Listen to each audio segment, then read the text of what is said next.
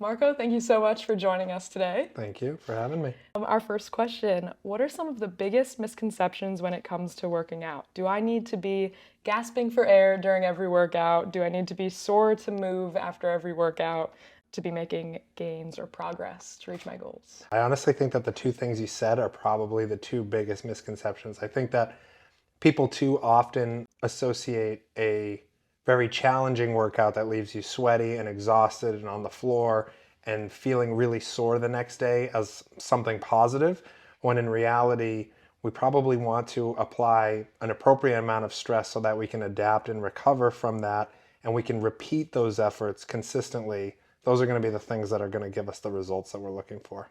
What would you say is the most important type of workout someone can do to promote longevity? So there's a lot of research around this, and there are three things that seem to be generally recognized as the three most important things we can do establishing longevity. That's going to be in order: muscle mass, strength, and then finally cardiorespiratory fitness.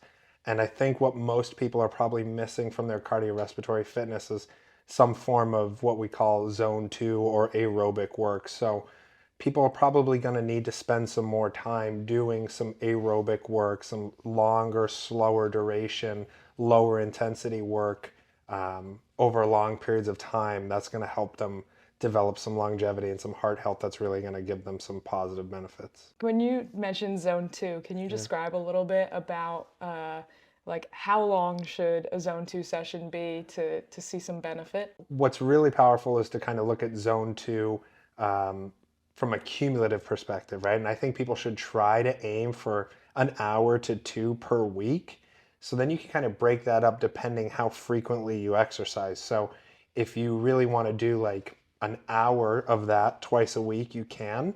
But also if you exercise 5 days a week and you want to do 20 to 30 minutes at the end of each session, that can also be really powerful as well. So looking at a cumulative number as opposed to how much I should do per training session is probably going to be a more effective strategy because it will fit more lifestyles. And that can range from a lot of different activities, right? From rowing to Totally. Yeah, walking. walking, biking.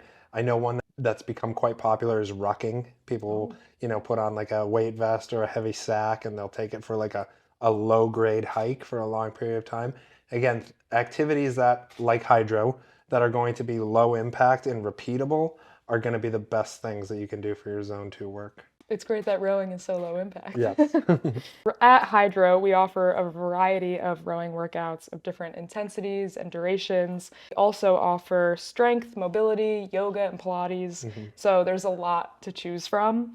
For our members who are new to fitness but are now motivated and committed to that longevity and sustainability goal, what does a balanced workout or a training routine look like on a weekly basis? It sounds like you guys have a really good grasp on it, right? Like if we're just talking about the general fitness enthusiast, I think all the things that you just kind of mentioned, right?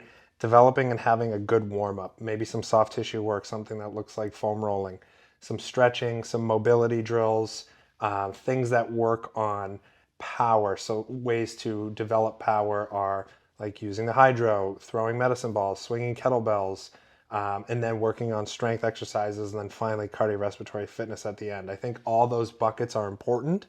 We should probably try to pour water into each of them with some consistency in order to have a well-rounded training program. I know that training programs are pretty individualized, but could you give like general advice to someone new to fitness? How many days a week should they be working out? How intense should those workouts be? How important is like a recovery day? Should they have 3 recovery days? Like, Yeah, I know it's hard to say.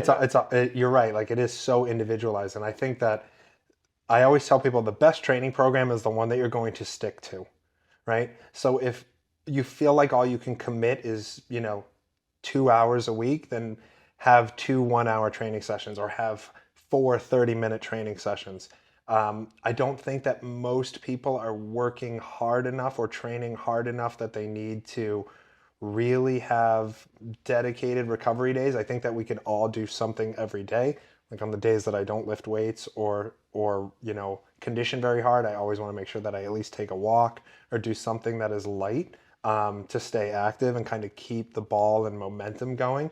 But like we said, I think as long as people are developing a routine of flexibility, mobility, strength work, and cardiorespiratory work, and they're finding it in a way that is sustainable, repeatable, and that they enjoy, I think that's going to be the most important thing. I always tell people, like, if you don't enjoy lifting weights, you don't have to do that. I think it's really important, but you should prioritize the activities that you enjoy. Maybe that's swimming, maybe that's hiking, maybe that's, other playing recreational basketball. The best program is going to be the one that you stick to, though. Thank you so much No, thank for you. taking the time. This was This is awesome. great. Yeah. Thank you.